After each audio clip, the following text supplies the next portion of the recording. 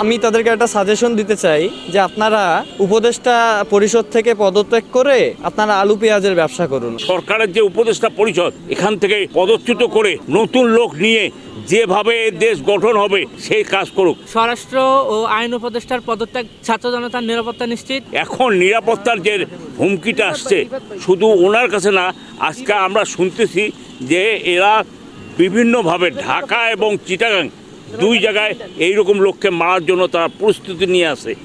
সে message already পাইছে সরকার। তো সরকার কী করলো?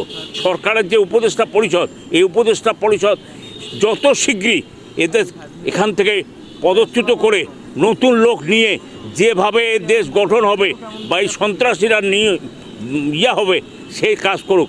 কি করে একটা লোক 1 বছরেও জামিন পায় না, সে 1 মাসের ভিতরে সে জামিন নিয়ে আবার 1 বছরের জন্য তার জামিন মঞ্জুর করা হলো। এটা কি এমনি হয়েছে?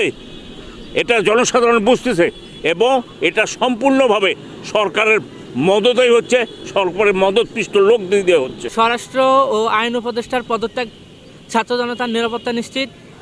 আওয়ামী ফ্যাসিস্ট লীগের গণহত্যার অতি দ্রুত বিচার বাস্তবায়ন, অবৈধ অস্ত্র উদ্ধার ও সকল গোয়েন্দা সংস্থাকে ভারতীয় প্রভাবমুক্ত করা।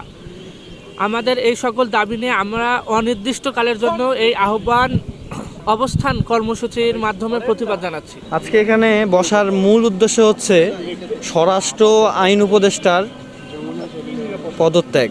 তারা তাদের দায়িত্ব পালন করতে সম্পূর্ণভাবে ব্যর্থ হয়েছে এই পৌনে 2 বছরে।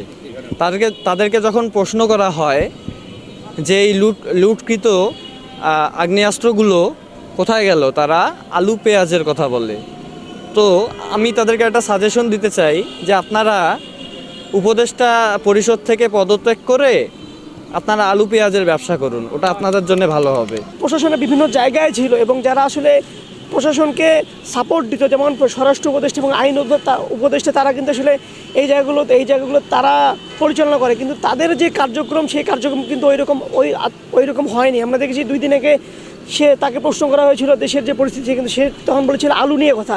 আমার মনে হয় তাকে আলুর ব্যবসা করা উচিত বা অথবা পেঁয়াজের ব্যবসা করা উচিত। এবং আইন উপদেষ্টা যিনি আছেন তার আসলে বিভিন্ন জায়গায় ঘোরাফেরা করা উচিত, কারণ সে আসলে ওই জায়গার জন্য যোগ্য না।